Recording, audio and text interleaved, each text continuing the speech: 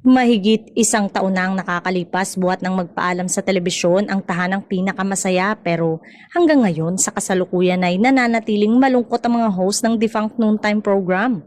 Ito ay dahil hindi pa nababayaran ang kanilang mga talent fee. Itbulaga ang dating pamagat ng tahanang pinakamasaya.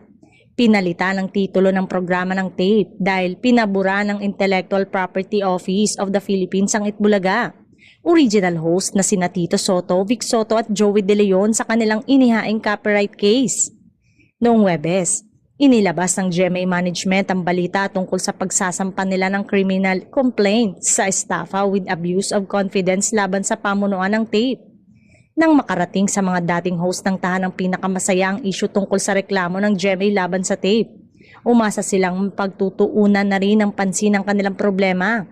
Ang talent fee ng kanilang pinaghirapan pero hindi na nabayaran.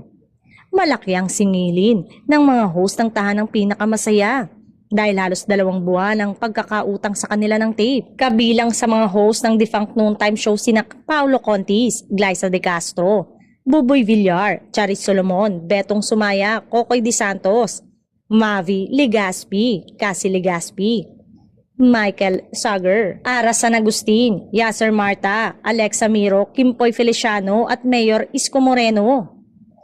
Mga contract star ng Sparkle GMA Artist Center ang karamihan sa mga host ng tahanang pinakamasaya. Tiyak na may paraang ginagawa ang talent management arm ng GMA7 para mabayaran ng tape ang pagkakautang nito sa kanilang mga talent.